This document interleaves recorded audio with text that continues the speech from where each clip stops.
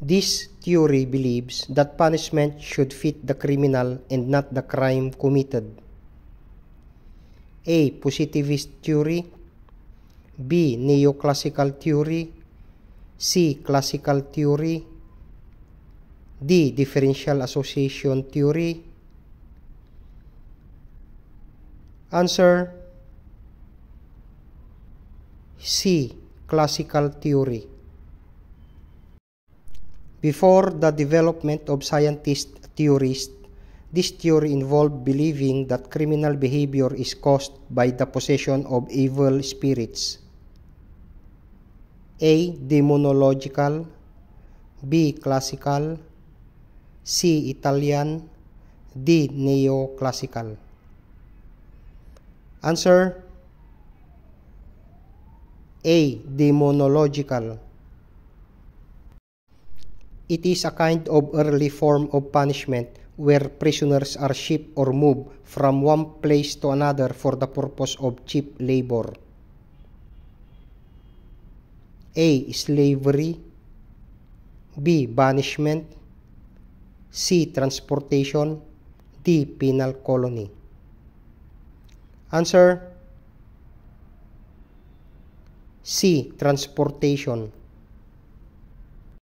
Which agency is responsible for the custody and rehabilitation of youthful offenders? A. Boards of Pardons and Parole. B. Bureau of Jail Management and Penology.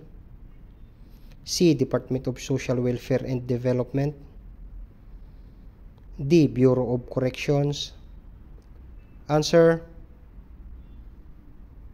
C. Department of Social Welfare and Development.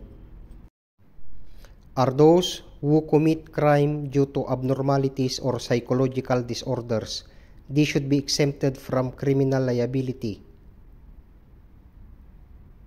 A. Born criminals. B. Insane criminals. C. Criminaloids. D. Criminal by passion.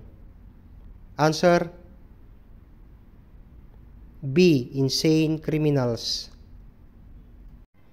He founded the Positivist School of Criminology in the 19th century.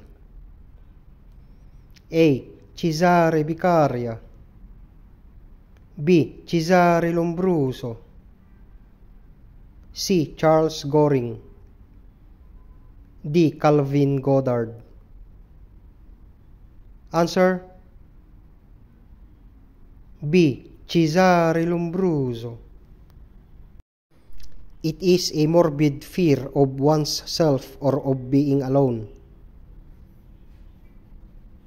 A. Monophobia. B. Megalomania.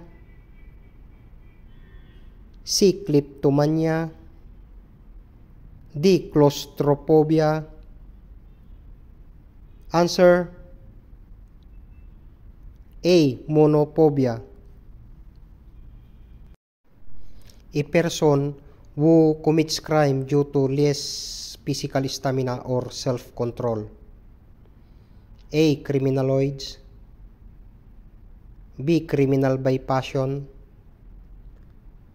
C. Insane criminal. D. Born criminal.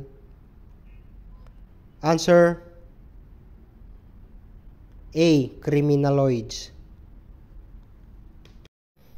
They are atavists, according to Lombroso, because they have inherited their criminal tendencies. A. Born criminals. B. Criminal by passion. C. Insane criminals. D. Criminaloids.